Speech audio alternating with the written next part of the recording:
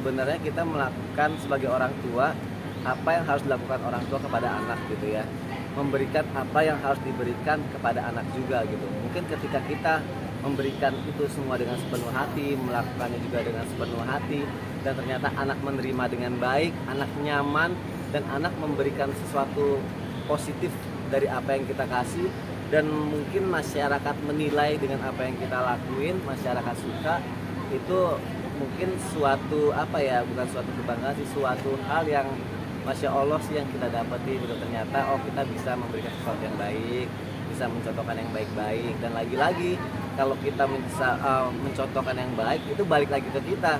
Jangan sampai kita terlihat baik tapi sebenarnya kita tidak baik gitu kan. Nah kita harus bisa mempertahankan itu semua. Sebenarnya yang susah adalah keistiqomahan sih dalam menjalani itu. Kita bisa ngelempar sesuatu A, tapi kalau kita tidak bisa mempertanggungjawabannya itu yang susah. Makanya sekarang kita adalah berusaha belajar untuk bisa mempertanggungjawabkan yang baik-baik dan terus ngasih yang terbaik buat anak-anak dan kasih tontonan yang baik sih buat masyarakat yang ngelihat juga gitu. Menerapkan pola asuh dan nilai-nilai kehidupan dalam keluarga itu seperti apa sih Mas? Yang pasti adalah pendidikan berdasarkan agama sih ya, karena agama apapun pasti mengajarkan yang baik-baik kepada umatnya gitu. Dan ketika kita belajar agama, pasti kita pengennya keluarga kita terutama pengen menjadi baik dalam segala hal gitu. Nilai-nilai agama, nilai-nilai disiplin, dan yang mengedepankan adalah anak-anak itu tugasnya adalah bermain, belajar, mengaji buat kami yang ada di Muslim. Gak usah lebih dari itu dulu gitu. Begitu mereka menikmati kehidupannya sebagai anak-anak, nanti mereka akan bisa mulai memahami bagaimana proses menjadi dewasanya itu dengan enak gitu. Jadi nggak dipaksakan untuk dewasa, nggak dipaksakan untuk tahu masalah orang dewasa. Jadi berjalan sesuai kodratnya aja. Anak-anak ya anak-anak, tugasnya seperti itu aja gitu. Mas Sony mungkin akan apa namanya dari keluarga yang sangat Islami gitu ya. Nah kan banyak banget nih kadang kita harus mengingat kematian gitu ya. Ya. Tipe yang mempersiapkan itu nggak sih, maksudnya kita kan pasti akan mati. Ya. Mungkin apa namanya untuk amal segala macam kan Mas Sony juga dan Ya. anak menerapkan Islam. Seperti apa sih mungkin?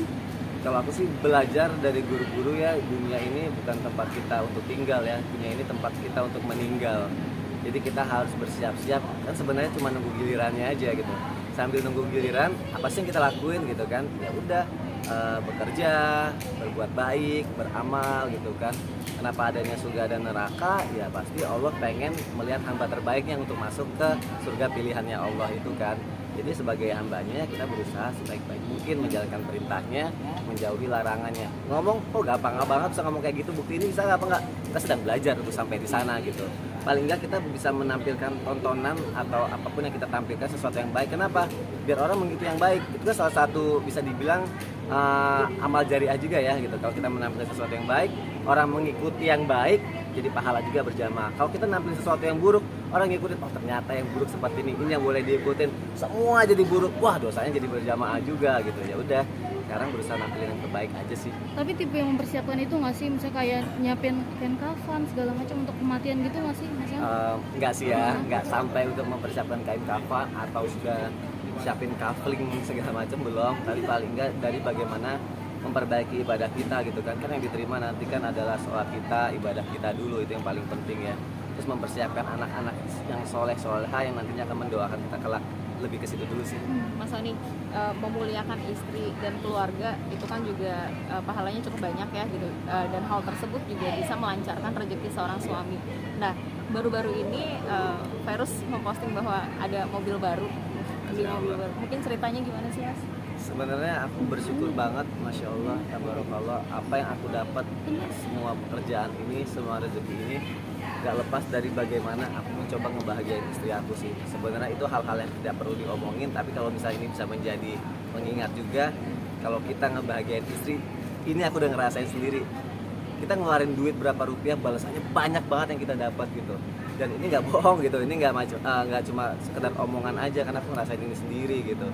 Dan alhamdulillah ketika kita ngebahagiain istri, ngebahagiain keluarga, tujuannya buat itu, dan kita berada di jalan yang lurus lah, ya insya Allah dapatnya juga seperti itu. Dan Virus alhamdulillah juga rezekinya terbuka, semua rezekinya terbuka gitu. Sebenarnya kalau aku ngelihatnya gitu sih, kalau Allah nggak ridho mungkin kita belum sampai di sini gitu, tapi karena ini Allah ridho.